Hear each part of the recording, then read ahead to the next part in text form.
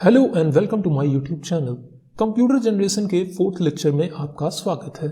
जैसा कि हम पहले 3 लेक्चर में फर्स्ट जनरेशन, सेकंड जनरेशन और थर्ड जनरेशन कंप्यूटर के देख चुके हैं, तो इस लेक्चर में हम देखेंगे कंप्यूटर जनरेशन का 4th जनरेशन यानी कि चतुर्थ पीढ़ी कंप्यूटर की।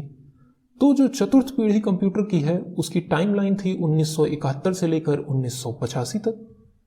इस पीढ़ी के कंप्यूटर में आईसी चिप की जगह पर VLSI चिप का यूज किया गया था, जिसे हम एक और नाम से जानते हैं जो आपने सुना ही होगा, माइक्रो प्रोसेसर।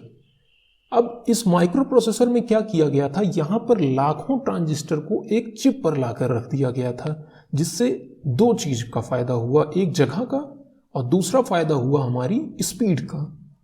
तो जो ये VLSI चिप थी, इसके आने से जो सेंट्रल प्रोसेसिंग यूनिट थी वो एक चिप पर आ गई।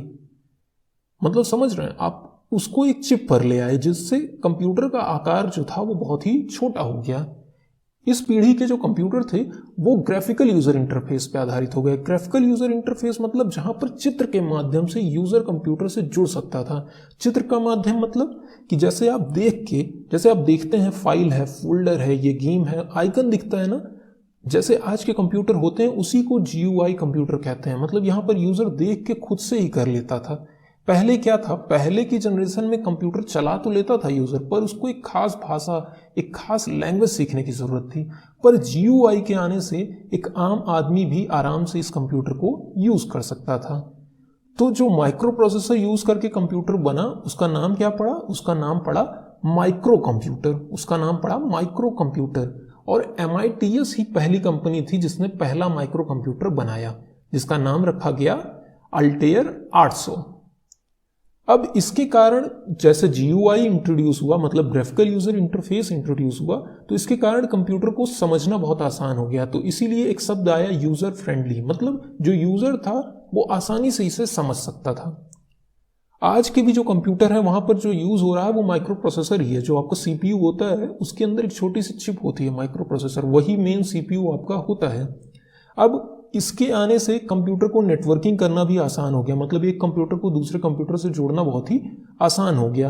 और कंप्यूटर जो कि एक कमरे से चला था फर्स्ट जनरेशन में, वो 4th जनरेशन आते आते आपके हाथ में आ गया कि आपके हाथ के अंदर वो समा सकता था, आप अपने हाथ पे उसे रख सकते थे। इसीलिए इसका नाम पर्सनल कंप्यूटर भी पड़ गया कि पर्सनली आप इसको चला सकते थे, आप रख के चल सकते थे। तो पहला जो पर्सनल कंप्यूटर था वो IBM ने बनाया था। अब इसको समझ लीजिएगा कि जो पहला माइक्रो कंप्यूटर था उसे MITS ने बनाया था, और पहला जो पर्सनल कंप्यूटर था उसे IBM ने बनाया था। इसमें कंफ्यूज मत होइएगा, पर्सनल कंप्यूटर IBM ने बनाया था, इसको याद रखिएगा, ठीक है। अब इस पीढ़ी में क्या हुआ, माउस का प्रयोग होने लगा। अब आप सोचिए माउस के प्रयोग होने से कितनी आसानी हुई होगी। आप अभी कल्पना कर लीजिए कि आप जो कंप्यूटर चलाते हैं उसमें माउस हटा दीजिए तो क्या रूप हो जाएगा कंप्यूटर का, और उसे आप कैसे यूज कर पाएंगे। तो माउस के आने से एक क्रांतिकारी बदलाव आया और कंप्यूटर बहुत ही ज्यादा आसान हो गया चलाना। अब ये जान लीजिए कि जो चतुर्थ पीढ़ी मतलब 4th जनरेशन कंप्यूटर का था, उसमें प्रोग्राम लिखने के लिए हाई लेवल लैंग्वेज, उच्च स्तरीय भाषा का प्रयोग किया जाने लगा, जैसे C++, जावा, विजुअल बेसिक आदि, ठीक है। इसके बाद जो चतुर्थ पीढ़ी में कुछ कंप्यूटर बने उनके कुछ एग्जाम्पल देख लेते हैं। तो सबसे पहला एग्जाम्पल तो जैसे हम जान ही रहे हैं, IBM ने बनाया था, 4341 मॉडल था। उसके बाद DEC-10, उसके बाद स्टार 1000, फिर ZX स्पेक्ट्रम, उसके बाद PDP-11, उसके बाद मैकिन्टोश, उसके बाद 2 सुपर कंप्यूटर भी बने, Cray-1 और Cray-XMP। ये 2 सुपर कंप्यूटर जो चतुर्थ पीढ़ी के हैं। और भी कंप्यूटर है पर यहाँ पर हमने इतने कंप्यूटर के एग्जाम्पल लिए।